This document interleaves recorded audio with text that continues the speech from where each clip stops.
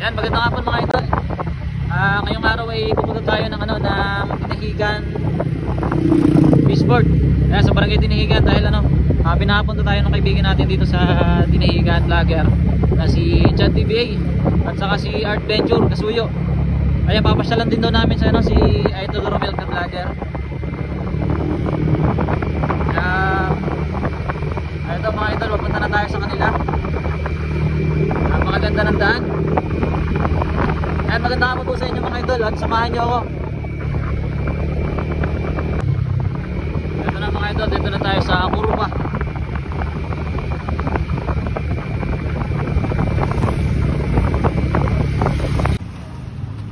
Yan mga idol, magandang hapon sa inyong lahat.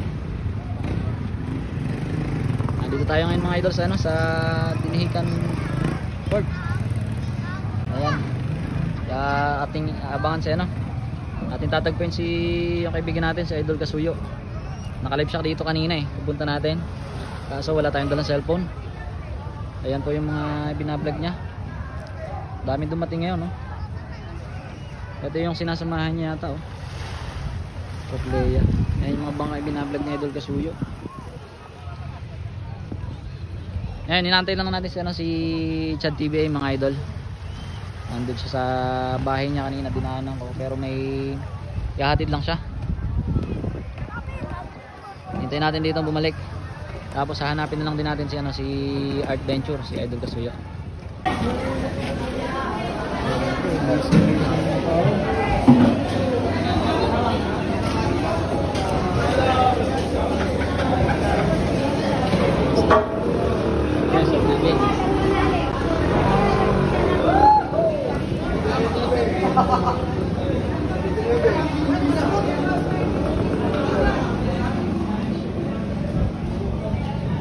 Nandito na mga idol si Chad TBA.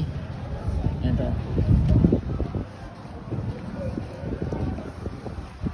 Natin.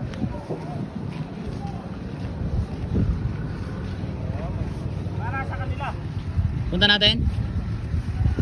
Tayo ka na Romel. Ayan mga idol, Chad TBA. Live yan pre. Shout out, magandang hapon. Shoutout sa mga team kasikap dyan. Muli kami nagkita ni Chad TBA. At pupunta na namin mga idol si Idol Kasuyo. Na kanina nakita ko nandito nandito lang siya sa Fishport, nag-live siya Baba ng mga tuna. Sabi alas 12 pupunta ka na Romel Oo. Hindi naman chat-chat sa'yo. Hindi pa Tara, punta muna tayo mga idol.